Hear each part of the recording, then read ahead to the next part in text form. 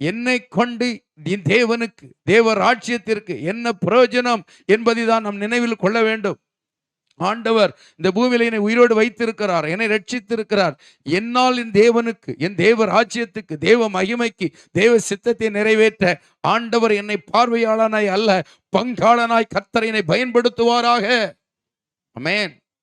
நன்மை செய்யும் பொழுது கர்த்தர் சொல்லுகிறார், நீங்கள் எபேசியர் 2:10 வாசிக்கும் பொழுது ஏன் ரட்சித்தாரா?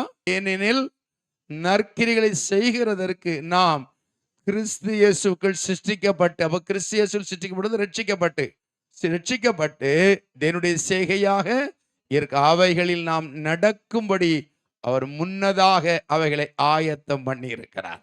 அப்ப தேவன் முன்குறித்ததும் ஆயத்தம் பண்ணி இருப்பதும் என்ன நோக்கம் என்றால், தேவனுடைய செய்கையா இருக்காது. என்ன செய்ய? நற்கிரியை செய்ய, நன்மை செய்ய வேண்டும். நீ உப்பா இருக்கணும், நீ வெளிச்சமா இருக்கணும்.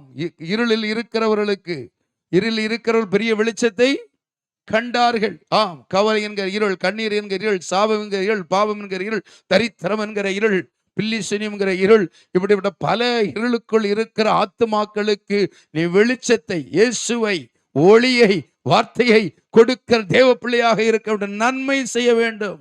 அவர்கள் திக்குமுக்காடி கொண்டு இருக்கும் பொழுது, வழி இன்னதென்று அறியாது இருக்கும் பொழுது, நெருக்கப்பட்டு கொண்டிருக்கும் போது, உடைக்கப்பட்டு இருக்கும் பொழுது, துக்கத்தில் இருக்கும் பொழுது, கலங்கி போய் கொண்டிருக்கும் பொழுது, உங்கள் வாயிலிருந்து புறப்படுகிற ஆறுதலின் வார்த்தைகள், விசுவாச வார்த்தைகள், ஜீவனுள்ள வார்த்தைகள், உங்களுடைய ஜெபங்கள், உங்களுடைய ஆலோசனைகளுடைய வாழ்க்கையிலே ஒரு புத்துணர்வை, ஒரு வெளிச்சத்தை, ஒரு மகிழ்ச்சியை, ஒரு சந்தோஷத்தை, ஒரு நம்பிக்கையை, விசுவாசத்தை ஏற்படுத்த நன்மை செய்கிறவர்களாய் நாம் காணப்பட வேண்டும். ஆமென்.